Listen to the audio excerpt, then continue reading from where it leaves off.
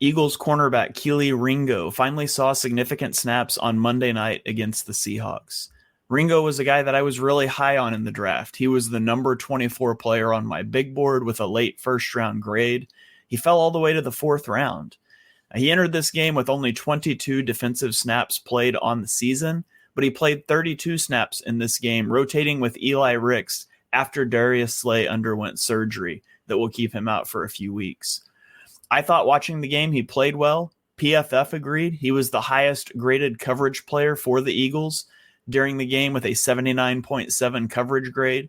They said he was targeted 2 times, allowed 0 receptions, had a pass breakup, and he also had a run stop. But there's more to it than the PFF grade, so let's go to the film and let's take a look at some of Kelee Ringo's reps on Monday Night Football. Now, this isn't every snap from Kelee Ringo, but we'll go through several of them here, and I'll run through the plays, and then we'll zoom in on him on a lot of those plays. So this is Ringo up at the top of the screen, and we'll just roll the tape here. You're going to see this is a press interaction. He stays right with the receiver. Shout out to Hassan Reddick for running with that wheel route here. But we'll zoom in on it here again, and you can watch. I think he does a good job here mirroring off the line of scrimmage. He's outside leverage because he's got inside help, and he stays with the route when we get there. That's pretty good, right? That's exactly what you want to see. He knows where his help is. He funneled the guy to it. We got Ringo at the top of the screen here. You can see he runs with him. Now, you could argue that he's got a step on him.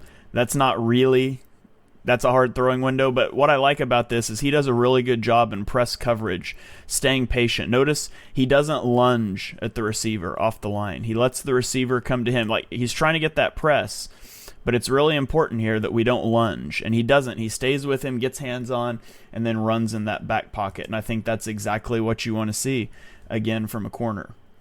This time, Ringo is going to be down at the bottom of the screen. Again, really patient in the press. Now, this is a draw play. It's worth mentioning. The receiver's not really trying to get open. He's just trying to draw Ringo out of the play. But again, you see that patience he has in his press, waiting and letting the receiver come to him, and then boom, hands on and then off, right? And we're just trying to mirror this route downfield. So I like seeing that from Ringo. This is going to be a rep from him in run defense. He's aligned in off coverage here, and I think he does a good job getting downhill in the run game here. So we'll watch this one play out. The back pedal is going to avoid that blocker, gets downhill, makes the hit. Sidney Brown, I love Sidney Brown, finishes this one off. We can see from the back view here, you'd like to see him wrap up a little bit better, right? When we watch this pitch come out to the edge, he doesn't really wrap up, right? He just goes low and hits the legs. So you'd like to see that maybe be a little better, but I do like that he's not afraid to come stick his nose in the fan and run defense. And at the end of the day, the net result's the same. The defense should be pursuing behind. It slows it down so much. Even if Brown's not there, I'm pretty sure Walker goes out of bounds. So I like that rep from Ringo. Now he's at the bottom of the screen. We can watch this one. Again, I just think that's pretty good coverage, right? We'll zoom in on it here. Notice, again, he's patient. The receiver tries to release outside, and Ringo jumps outside, and then he stays right in phase here on that hip. I think that's also a good rep in coverage. And now this is one of my favorites.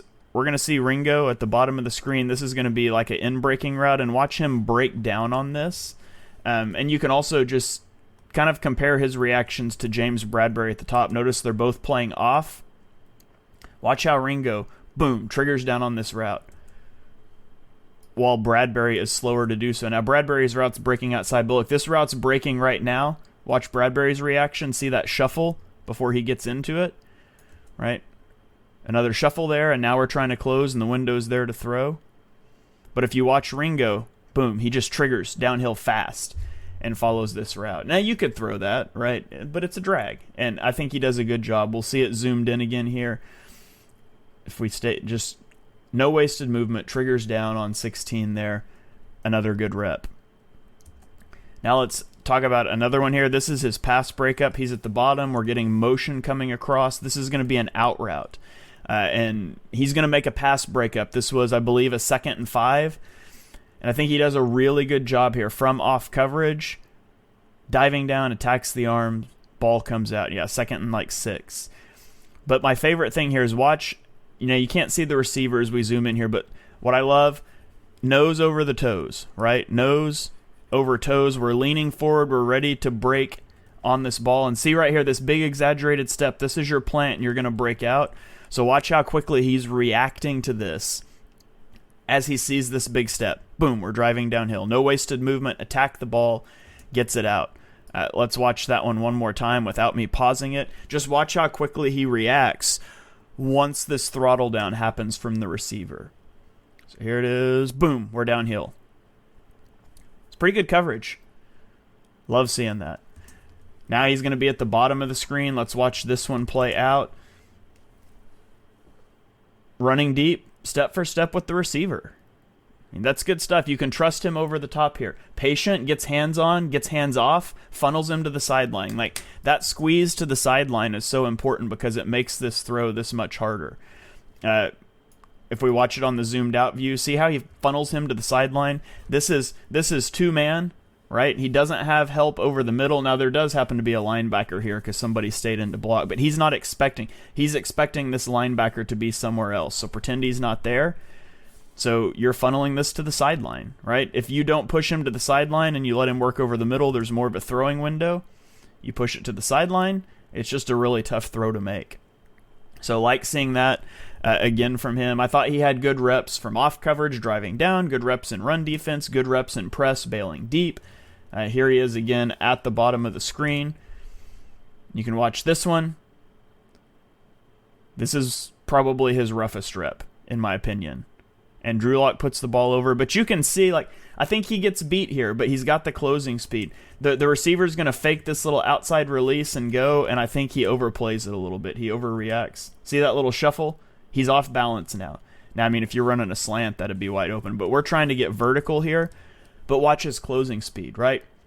He's able to get instantly throttled back up. A little grab there. You could maybe see that called if the ball's out sooner, but he gets back on the receiver. Like, he gets beat here.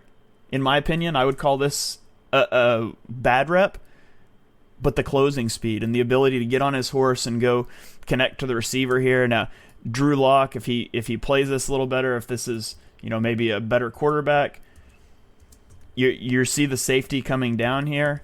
He should be throwing this ball over here because you can see the receiver starts to come in and then has to wind back around. See, if he continues to throw this here instead of here, there's a bigger window there. So ultimately, bad throw by the quarterback. You see the receiver throw his hands up. But Ringo has the closing speed to at least make this a more difficult throw than it would have been for, say, James Bradbury, who doesn't have that closing speed. So one more rep. We've got him up here at the top of the screen. You can watch him here. And this is a sack. And again, I think this is good. He's patient. Notice he doesn't lunge. That's the thing you see from corners that want to be aggressive. They tend to lunge. He's not lunging here. Nose over toes, right? He's ready. He's going to get hands on right here. He doesn't overreact on that outside move like we saw him do on the last play. Doesn't overreact. Gets hands on. We're in a legal area for contact here. Rides him a little far maybe, but he gets the hands off. He doesn't hold on when we go into this break, and he's right there with him. Like, that's a tough throw. And so I thought that was also a pretty good rep from Ringo. And there you have it. That's not every snap that Kelee Ringo played. Obviously, he played 32, but that was most of the ones where I saw him involved in pressing someone or in run defense or anything like that. And so I thought overall he looked pretty good. It was a very encouraging performance. I'm definitely looking forward to watching him over the next few weeks, whether that be rotating with Eli Ricks or taking that starting role while the Eagles weather this Darius Slay injury.